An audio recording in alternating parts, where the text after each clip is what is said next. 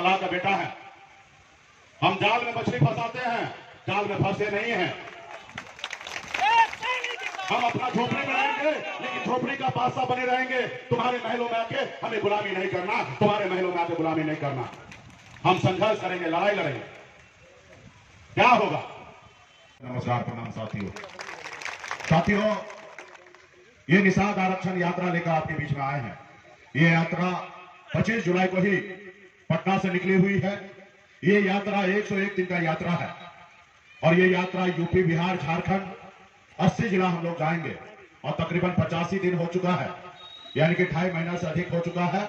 और एक एक जिला में, एक एक राज्य में हम लोग जा रहे हैं, अपने समाज के हक अधिकार की बात कर रहे हैं। साथियों, हमारी लड़ाई है कि निषाद समाज को आरक्षण मिले।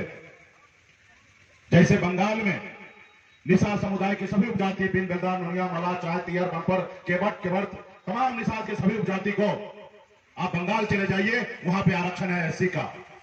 आप दिल्ली चले जाइए, वहां पे निषाद समाज के सभी उपजाति को आरक्षण मिल रहा है एससी का, लेकिन बिहार में नहीं मिल रहा है। आप बताइए कि देश एक है, देश के संविधान एक है, देश के चलाने वाला प्रधानमंत्री जी एक है, फिर हमारे साथ भेदभाव क्यों? आज हमारे एक भाई को बंगाल में आरक्षण है तो दूसरे भाई को बिहार में क्यों नहीं? जबकि बिहार, बंगाल, उड़ीसा, झारखंड पहले एक ही राज्य हुआ करता था, लेकिन समय के बाद बंटवारा हुआ, अलग अलग राज्य बना। आप बताइए, एक पिताजी का 4 बेटा, अगर एक घर में एडजस्ट नहीं होगा, चारों अलग अलग हो जाएगा, तो क्या वो अलग होगा? रहेगा तो एक ही पिताजी का बेटा, रहेगा तो आपस में भाई। आज बताइए, वहां आरक्षण है, आपको नहीं मिल रहा है, जिसके लिए आपने संघर्ष नहीं किया। तो इसलिए साथियों, अपने हक अधिकार के लिए संघर्ष करना पड़ेगा।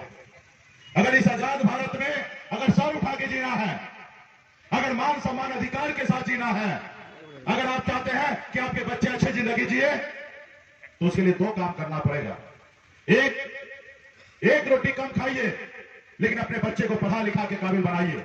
जब तक समाज शिक्षित नहीं होगा, तब तक कोई भी समाज आगे नहीं बढ़ेगा। इसलिए आपकी जरूरत को कम कीजिए। आप झोपड़ी में है तो रहिए, लेकिन सबसे पहले अपने बच्चे को पढ़ाइए, लिखाइए, काबिल बनाइए। और दूसरा, अपने अधिकार के लिए संघर्ष कीजिए, अपने अधिकार के लिए लड़ाई लड़िए। जब तक आप अपने अधिकार के लिए लड़ाई नहीं लड़िएगा, जब आप संघर्ष नहीं कीजिएगा, तो आपको आजादी नहीं मिलेगा।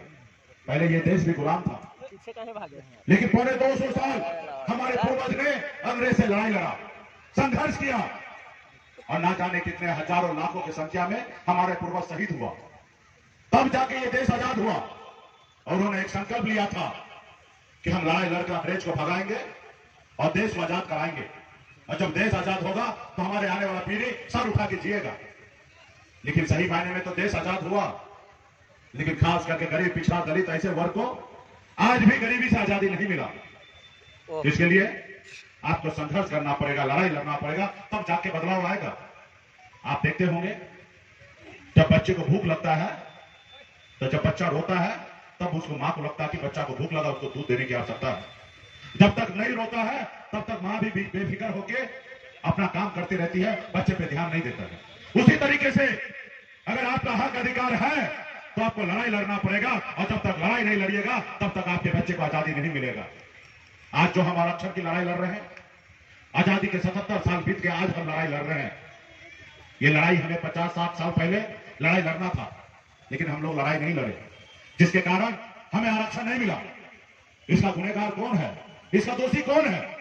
इसका दोषी वो जो दिल्ली में बैठे सरकार, वो दोषी है, और दूसरा दोषी आप हैं, हम हैं, कि हम अपने हक अधिकार के लिए लड़ाई नहीं लड़ पाए, जिसका आपको कितना नुकसान हुआ मैं आपको बताता हूं। आज यूपी जाइए, बिहार जाइए, झारखंड जाइए, 137 जिला है, लेकिन एक भी जिला में निषाद का बेटा कलेक्टर नहीं है। आप बताइए ना, 3 राज्य में इतना बड़ा पॉपुलेशन हमारा है, और एक भी निषाद का बेटा डीएम नहीं है, कलेक्टर नहीं है। आज अगर हमें आरक्षण मिल गया होता, तो आज इसी समुदाय में निषाद का बेटा कलेक्टर होता, एसपी होता, एसडीओ होता, बीडीओ होता, सीओ होता, डॉक्टर होता, इंजीनियर होता। नहीं हुआ। आज आपके बच्चे मछली मारने पर मजबूर है, दूसरे के खेत में काम करने के लिए मजबूर है, अपने घर परिवार को छोड़कर दूसरे प्रदेश में जाके मजदूरी करने के लिए मजबूर है। क्या उसका अधिकार नहीं है सर उठा के जीने का? उसका भी अधिकार है सर उठा के जीने का, लेकिन उसके लिए कौन लड़ेगा? इसके लिए तो आप ही को लड़ना पड़ेगा। अपने बच्चे का बेहतर भविष्य के लिए आप ही को लड़ना पड़ेगा, संघर्ष करना पड़ेगा, लेकिन आप नहीं कर रहे हैं। आजादी से पहले राजा हुआ करता था, रानी के कोख से बच्चा जन्म लेता था, वही राजा बनता था। यानी कि राजा के घर में बच्चा जन्म ले वही राजा बनता था।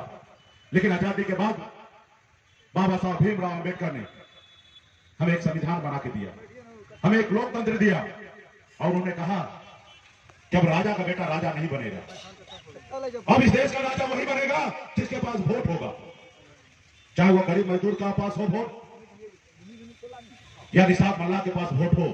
जिसके पास वोट होगा वही राज्य का मुख्यमंत्री और देश का प्रधानमंत्री बनेगा। सबका वोट बराबरी का कर दिए, चाहे वो देश का प्रधानमंत्री हो या गरीब मजदूर का बेटा हो या देश के सबसे अमीर व्यक्ति हो। इसलिए वक्ताओं की संख्या ज्यादा है। माननीय मंत्री जी का निर्देश हो चुका है कि समय कम है, कहने के लिए तो बहुत सारा बात है। मैं उपाध्यक्ष हैं और काफी जुझारू हैं, हम उनसे आग्रह करें